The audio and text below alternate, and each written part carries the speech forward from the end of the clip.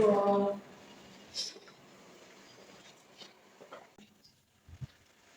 selamat pagi anak-anak. Selamat pagi, Bu. Bagaimana kabar hari ini? Alhamdulillah, luar biasa, Bu. Pemanasan dulu ya, untuk lebih fokus. Baik, Ini Bu. bisa berdiri dulu. Baik, Bu. Saat ibu bilang semangat pagi, anak-anak bilang pagi-pagi sambil hentakan kaki ya. Pagi-pagi luar biasa. Oke, bisa? Oke. Semangat pagi. Pagi luar biasa.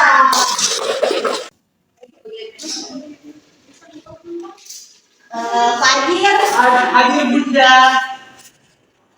Pegi Rita hadir Bu. Angelina hadir Ibu. Dewi Yulianti. Oke, baik, hadir semua. Pada yang hadir di sini hadir semua. Hadir terus, Bu. Siapa? Nafisa Fadia. Oke. Jadi sebelum kita masuk ke pembelajaran kita hari ini, Ibu mau bertanya, ada tidak yang masih ingat pembelajaran kita sebelumnya? Ada, Bu. Siapa?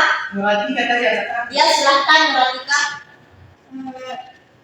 Baik Bu, untuk materi sebelumnya yaitu mengenai pengertian kearifan lokal dari beberapa ahli dan contoh kearifan lokal dan manfaat dari kearifan lokal. Ya, iya betul sekali. Jadi minggu lalu itu kita sudah membahas tentang kearifan lokal ya. Jadi Ibu mau bertanya, ada tidak yang bisa menjelaskan pengertian kearifan lokal menurut salah satu ahli? Saya, Bu. Iya, silakan hari pagi. Oke, baik, Bu. Di sini saya akan menyampaikan pengertian kearifan lokal yang dimana disampaikan oleh salah satu tokoh yaitu Soehartini tahun 2009. Dia mengatakan di sini bahwa kearifan lokal itu adalah warisan nenek moyang yang meliputi nilai kehidupan yang menyatu dalam bentuk religi, budaya dan adat istiadat yang berlaku di wilayah tersebut, Bu. Ya, terima kasih atas jawabannya. Mungkin bisa diberikan akses dulu. Oke, sekarang kita masuk ke pembelajaran kita hari ini ya. Oke, anak-anak adik-adik, jadi sekarang kita akan membahas terkait tentang komunitas. Iya, Bu. Sebelum kita mulai, ada tidak yang mengetahui apa itu komunitas? Saya, Bu. Ya, silahkan Adik Fajir. Baik, Bu. Yang saya ketahui mengenai komunitas itu adalah salah satu wadah tempat pencinta dari layanan publik. Contohnya semacam Angel ini suka tentang geng Ceribel. Jadi dia masuk di komunitas itu pencinta suatu yang suka Ceribel itu saja, Bu. Ya, betul sekali yang dikatakan oleh Adik Fajir bahwa komunitas itu terbentuk karena adanya suatu kesamaan, entah itu kesamaan kultur atau habitatnya. Jadi selanjutnya adapun komunitas menurut Sparkly, yang dimana ia mendefinisikan komunitas sebagai sekumpulan orang yang saling bertukar pengalaman penting dalam hidupnya. Yang kedua menurut Saunders, yang dimana ia mengartikan komunitas sebagai tempat atau sekumpulan orang atau sistem sosial. Unsur-unsur komunitas yang pertama itu seperasaan, di mana komunitas bisa terbentuk karena adanya perasaan yang saling berkaitan.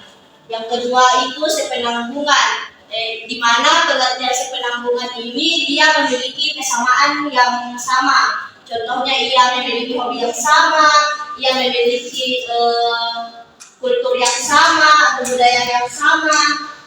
Dan yang ketiga itu saling memerlukan, di mana komunitas ini bisa terbentuk atau terjalin karena orang-orang di dalamnya itu memiliki orang-orang di dalamnya itu saling memerlukan atau membutuhkan. Nah, adapun faktor pembentuk komunitas seperti kedekatan, di mana komunitas ini terbentuk jika semakin dekat seseorang maka komunitas akan semakin terbentuk. Contohnya itu kedekatan wilayah atau kedekatan budaya seperti itu ya. Terus yang kedua, faktor kesamaan, yang dimana suatu komunitas itu atau kelompok itu bisa terbentuk karena adanya kesamaan di antara anggota-anggotanya. Nah, sekarang Ibu ini membagi kelompok ya. Coba perhatikan gambar di atas. Baik, Bu. Ibu, komunitas dan organisasi. Nah, Ibu akan membagi kelompok. Tugasnya itu menganalisis gambar tersebut, yang mana komunitas dan yang mana organisasi. Terus dipresentasikan. Baik, Bu. Jadi kelompok 1 itu Peggy Regita, Fadil dengan Dewi, dan kelompok 2 itu Angel, Hamra dengan Nur Atika. Oke, Ibu kasih waktu 10 menit ya untuk mengerjakan. Oke, Bu.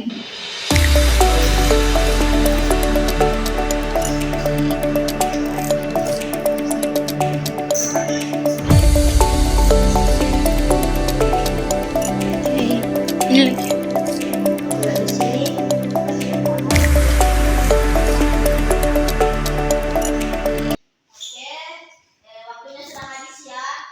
Silakan untuk kelompok 1 untuk naik mempresentasikan hasil diskusinya. Baik, terima kasih atas kesempatannya dan kami dari kelompok 1 ingin menjelaskan hasil diskusi kami. Nah, menurut kami dari gambar di sini mana sih yang dikatakan komunitas dan mana yang dikatakan sebagai organisasi.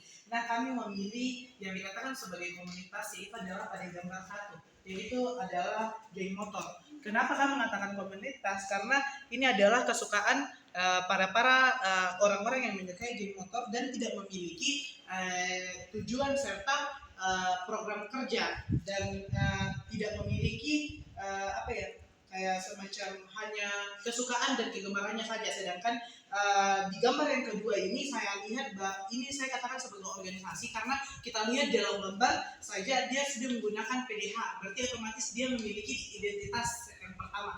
Yang kedua, otomatis ketika orang memiliki identitas seperti baju sebenarnya pasti ada tujuannya, ada pasti istilah-istilah dan makna-maknanya. Serta kenapa saya katakan organisasi, karena pasti dia memiliki tujuan serta dia terstruktur. Mungkin itu saja presentasi dari kami. Kurang lebihnya mohon dimaafkan. Terima kasih.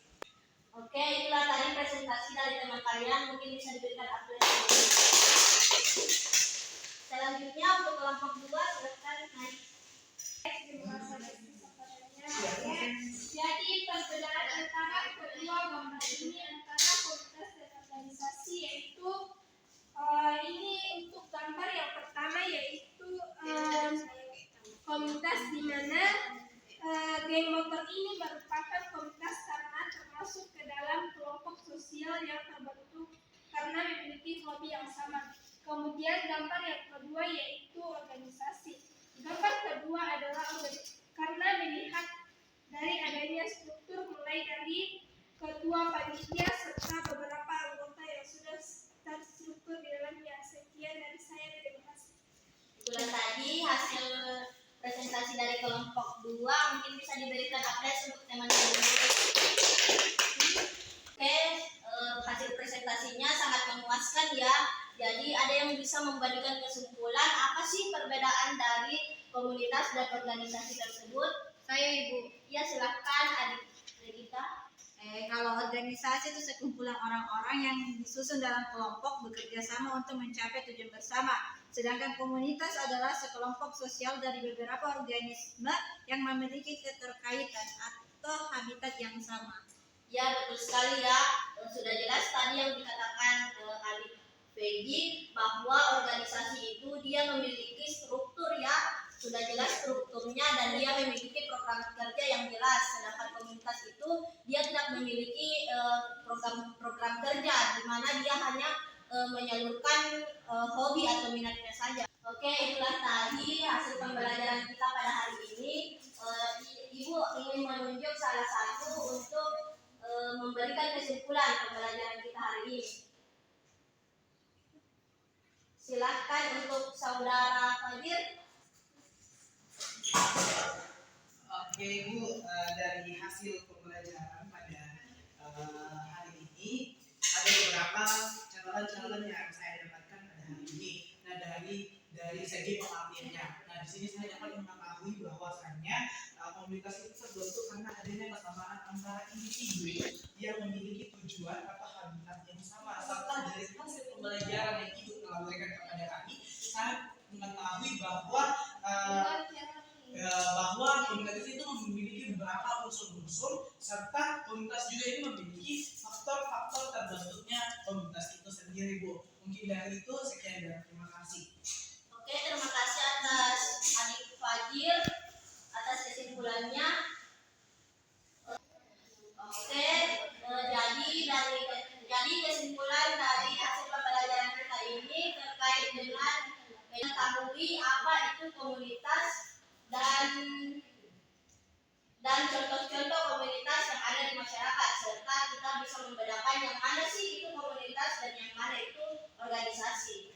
Nah, sebelum Ibu menutup pembelajaran kali ini, saya ingin memberikan motivasi ya untuk adik-adik, yang dimana motivasinya itu dari Mahatma Gandhi yang mengatakan bahwa hiduplah seolah-olah kamu akan mati besok dan belajarlah seolah-olah Anda akan hidup selamanya. Oke, untuk tugas selanjutnya yaitu Ibu akan memberikan adik-adik sekalian tugas individu yang dimana membuat video pembelajaran terkait analisis Anda terkait komunitas yang ada di masyarakat dan kumpulkan di classroom ya. Baik. Oke, mungkin cukup sekian ya pembelajaran kita pada hari ini. Kita ketemu di minggu selanjutnya. Baik, Bunda.